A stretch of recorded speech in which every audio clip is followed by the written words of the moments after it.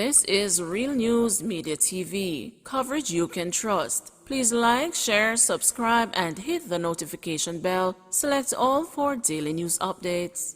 Good morning, my Real News Media TV family. Thank you so much for tuning in this morning, and I'm wishing for everyone a wonderful and a productive day. And in the news this morning for April 5, 2023, goat thieves killed in police shootout in Manchester. 2 men were shot dead and a third injured following a shootout with the police in Kingston in Spurtree, Manchester yesterday. So far, one of the deceased has been identified as Dwayne Baker. According to a police source, Baker was out on bail on a charge of breaking and entering a property in the parish. The police say he was also a suspect in other incidents of break-ins. It is reported that the men, who are of Manchester and the St. Elizabeth addresses, had stolen several goats in St. Elizabeth earlier yesterday and were escaping through Manchester when they were intercepted by the police. It is further reported that a shootout ensued, which occurred at approximately 4:30 p.m.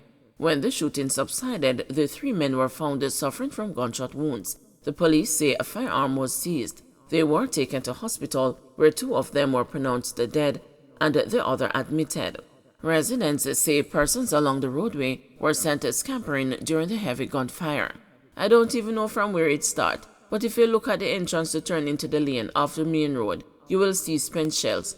Them turn off the road and go down in the lane and try escape, and the police back them up in a day. Pure gunshot. We never know what go on till it die down, the resident explained. You know how it be fi buy goat, raise goat and have people come take them so? Me glad say the police get them, man. We need to get rid of these thieves, the resident added. Girl jumps from back as stepdad peppered with bullets at school gate. A grade 3 student of Meadowbrook Preparatory School in St. Andrew escaped death on Tuesday afternoon when gunmen attacked and killed her stepfather, who was on his motorcycle at the school gate. Sources said the traumatized child quickly jumped from the motorcycle and ran back to the school's compound as the gunmen attacked. The victim, who was not yet identified, is believed to be from Cassava Peace in St. Andrew, according to a man who said he was familiar with him. He was waiting a long time on the little girl, and by the time she went on the bike and it was moving off, we just saw her running back, said the man.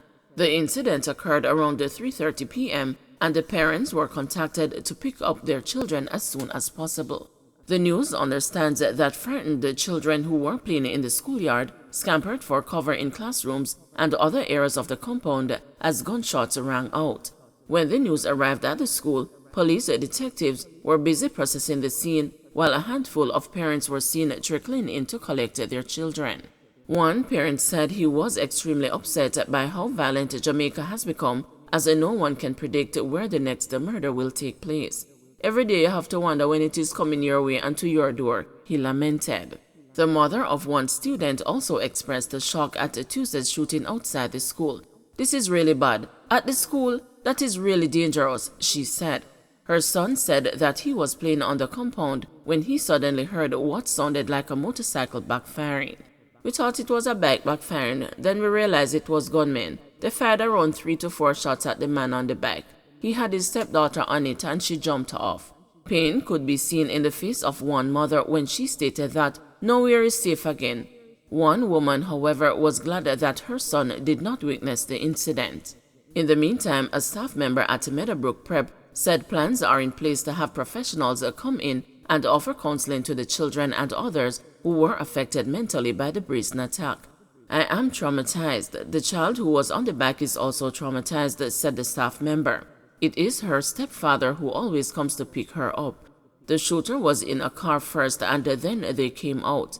Another family member later picked up the little girl who was on the motorcycle. In the meantime, the staff member said some children said they don't want to come back to school. Sections of St. Andrew South, Kingston Western Police Divisions under curfew. As part of their joint efforts to reduce ongoing violence, crime and other illegal activities in and around the St. Andrew South and the Kingston Western Police Divisions, a 48-hour curfew has been imposed in the areas. The operation is being undertaken in accordance with the Law Reform Zones of Special Operations, Special Security and the Community Development Measures Act. The curfew began at 6 p.m. on Tuesday, April 4, and will remain in effect until 6 p.m. on Thursday, April 6. The boundaries of the curfew are as follows. In the St. Andrew South Division, north along Galloway Road from Walton Park Road to Maxfield Avenue. East along Maxfield Avenue from Galloway Road to Spanish Town Road. South along Spanish Town Road from Maxfield Avenue to Waltham Park Road. West along Waltham Park Road from Spanish Town Road to Galloway Road. In the Kingston Western Division, north along Russo Road from the intersection of Maxfield Avenue and Merville Road, using an imaginary line on Spanish Town Road in the vicinity of the Mother White Bridge. East along Merville Road from the intersection of Russo Road and Merville Road. South along Spanish Town Road from the Mother White Bridge to the intersection of Spanish Town Road and Maxfield Avenue. West along Maxfield Avenue from the intersection of Spanish Town and Maxfield Avenue to the intersection of Russo Road. During the curfew, all persons entering and leaving the security measure will require the permission of the ground commander. Detectives investigating Burke Road double murder. Detectives assigned to the Major Investigations Division are investigating the shooting death of two unidentified men on Burke Road, St. Andrew on Monday night. One of the men is of a bleached brown complexion, slim build, about 173 centimeters or 5 feet 8 inches tall, and was clad in a black hooded jacket, jeans and gray sneakers, while the other is of dark complexion, slim build, about 170 centimeters or 5 feet 7 inches tall, and was clad in a red t-shirt, jeans and a pair of Puma sneakers. Reports from the Hunts Bay Police are that at about 8:45 p.m., residents heard explosions and summoned them. Upon their arrival, both men were seen in a Nissan Selfie motorcar suffering from multiple gunshot wounds. They were taken to the hospital where they were pronounced dead. Meanwhile, the police are asking persons who may be able to assist with their investigation or identify the men to contact the MID at 876-758-5048, Crime Stop at 311, Police 119 emergency number, or the nearest police station. PICA moving towards a widespread use of online passenger declaration form.